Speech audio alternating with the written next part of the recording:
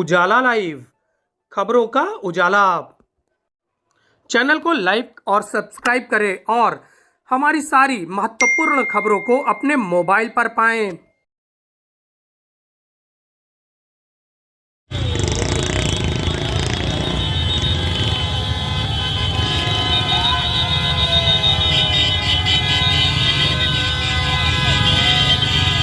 संगम नगरी प्रयागराज की विशेषता है सावन में होने वाली तांगा इक्का की दौड़। यह दौड़ हजारों वर्षों से संगम की धरती पर होती आई है। जगह बदला, समय बदली, घोड़े बदले, लेकिन नहीं बदली इस प्रतियोगिता की रस्में। यह प्रतियोगिता हजारों वर्षों से इसी तरह चली आ रही है। इस प्रतियोगिता में घोड़ों की, टांगों की और इक्कों की पैर की चाल देखी जाती है, थाप देखी जाती है और होती है विश्व प्रसिद्ध गहरेबाजी। गहरेबाजी का क्या इतिहास रहा है, क्यों गहरेबाजी की जाती है, किस लिए गहरेबाजी हो रही है, इन सब विषयों पर हमने बात की एक्सपर्ट राजीव भारद्वाज से। राजीव भारद्वाज ने उजाला लाइव को बताया कि किस तरह से यह दौड़ शुरू हुई और कहां से अब कहां तक पहुंच गई है। इस पृथ्वी पर तरह तरह के साधन आ गए हैं, लेकिन शौकीनों के लिए यह गहरेबाजी लगातार कौतूहल का विषय है। साल भर तक घोड़ों की इसी तरह से तैयारी की जाती है कि सावन के सोमवार पर हम टांगा और इक्का रेस में भाग लेंगे और विजेता बनेंगे। तो जानिए क्यों टांगा और इक्का रेस होती है।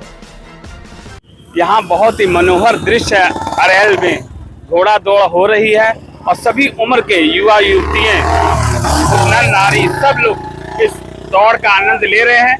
उसी पे हम भी देखने आए हैं, दर्शन करने आए हैं संगतों के। और इस घोड़े दौड़ का जो एक लुत्फ है, जो आनंद है, उसको देखकर बहुत ही खुशी हो रही है। बस एक चीज़ और निवेदन करूँगा कि प्रशासन को भी यहाँ पे होना चाहिए, क्योंकि प्रशासन की कमी दिख रही है। क्योंकि जिस प्रकार गाड़ियाँ बहुत दौड़ रही हैं, बाइकें दौड़ रही है, अगर प्रशासन होगा तो एक लाइन डिसिप्लिन रहेगा, कोई दुर्घटना होने से बच सकती है। संगम नगरी प्रयागराज की एक विशेष पहचान है और पहचान भी सावन में निखर कर सामने आती है, जब सड़कों पर घोड़ों की टापें सुनाई देती हैं। लगातार खटपट खटपट खटपट होता है और उसके साथ चलते हैं बाइकों के झुंड। हमारे साथ दिवाकर त्रिपाठी जी हैं, वरिष्ठ नेता हैं, लगातार संगम क्षेत्र के बारे में काम करते रहते हैं। इनसे पूछते हैं गहरेबाजी के बारे में। स्वागत है आपका, क्या कहेंगे गहरेबाजी के बारे में? गहरेबाजी हम बचपन से देखते आए हैं। हमारा ननिहाल था दारागंज में।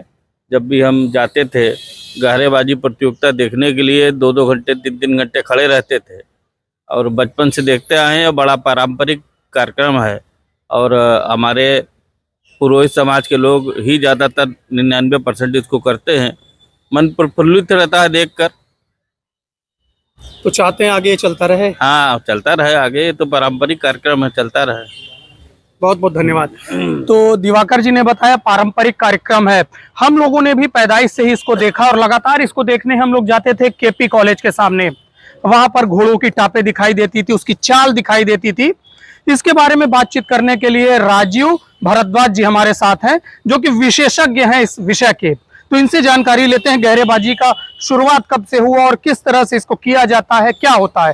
स्वागत है आपका राजीव भाई, क्या कहेंगे आप गहरेबाजी के बारे में? तीर्थराज प्रयाग में अपने शिवकुटी अनंत कोटि महादेव मंदिर शिवकुटी से तीर्थ पुरोहितों की ये बहुत प्राचीन परंपरा थी कि वहाँ पर संगम का, त्रिवेणी संगम का जल ले जा करके भगवान शिव का जलाभिषेक करके जब वहाँ से वापसी होती थी तो उस समय ये संसाधन सिर्फ घोड़े हुआ करते थे। चूँकि तीर्थ पुरोहित तीर्थराज प्रयाग की सबसे प्राचीन जाति समाज के रूप में ख्यापित है और यह एक समाज को जोड़ने वाली सेतु प्रजाति है। राजाओं से लेकर के जो है नीचे सभी स्वरूपों के जितनी भी हमारी समस्त जातियाँ भारत की रही, उनसे जुड़े हुए रहने के कारण प्रयाग में इन्होंने घोड़ों को जो है बहुत वरीयता दिया। प्रमुख संसाधन होने के कारण वहाँ से घोड़े जब छूटते थे तो उसमें सिंधी मादरी चाल का जो है, कलात्मक चाल का जो है वो के रूप में इसको मान्यता मिली। और यह कोई रेस नहीं है, ये कोई प्रतियोगिता नहीं है, प्रतिस्पर्धा नहीं है, यह सिर्फ और सिर्फ सिंधी घोड़ों की मादरी लयबद्ध चाल का प्रदर्शन हुआ करता था, जिसमें जिस घोड़े की लयबद्ध चाल के साथ गति होती थी, उसी घोड़े को उस वर्ष श्रावण मास में सर्वश्रेष्ठ होने की जो है उपाधि मिलती थी। अच्छा राजू भाई, ये उठता है सवाल कि ये कब से शुरू हुआ, क्यों शुरू हुआ, इसको क्यों किया जाता है? भाई सभी के जहन में बातें आती हैं, लोग देखते रहते हैं, तो इसके बारे में कुछ चर्चा करेंगे आप? जी, संग्राम जब हुआ देवताओं का और असुरों का, समुद्र मंथन से उत्पन्न 3 पशु हैं जो गर्भ से नहीं जन्मे हैं। उनमें सबसे पहले कामधेनु गो माता है, समुद्र मंथन से उत्पन्न ही ऐरावत हाथी है, और उसके बाद उच्चई श्रवा घोड़ा है, अश्व, जो युद्ध में बलि के पास पहुंचा। तदोपरांत वो राजा इंद्र के पास। वर्तमान में आज 7 अश्व, ऐसी मान्यता सनातन वैदिक धर्म की है कि 7 अश्व, 7 रंग के घोड़े भगवान सूर्य के रथ का जो है वो उसको चलाते हैं, संचालन करते हैं।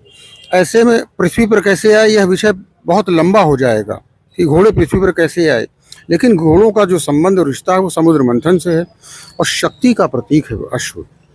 तो शक्ति हमारे यहाँ समस्त जो है राजाओं के पास अगर आप देखिए तो एक से बढ़कर के एक घोड़ों का उल्लेख मिलता है। जैसे मध्यकाल में आप देखिए तो 2 घोड़े बहुत ही प्रसिद्ध हैं हमारे भारत में। महाराणा प्रताप जी का चेतक, उनके प्राणों से बढ़कर के प्रिय था, उनका अंत तक साथ देने वाला वह घोड़ा सिद्ध हुआ। और महाराणा प्रताप की आंखों में प्रथम बार अगर जीवन में कभी आंसू आया है तो युद्ध के घावों से नहीं आया था, वो आया था चेतक ने जो उनका साथ छोड़ा था, उसकी गति हुई थी, तब हुई थी। तो ऐसा है कि घोड़ा शक्ति का प्रतीक होने के साथ साथ भगवान शिव और शक्ति का जो ये पवित्र महीना है, इसमें जलाभिषेक से उस घोड़े के प्रदर्शन को लेकर के जो है ये प्रतियोगिता 1000 वर्षों से प्राचीन ऐसी मान्यता है। चूँकि कहीं उल्लिखित नहीं है तो इसको हम लोग ये कह सकते हैं कि चलिए मध्यकाल में या मुगल काल से तो इसका उल्लेख जो मिला तो मिला था, लेकिन अंग्रेजों के समय तो बिल्कुल प्रामाणिक है इसका, कि हमारे पुरखों ने बताया।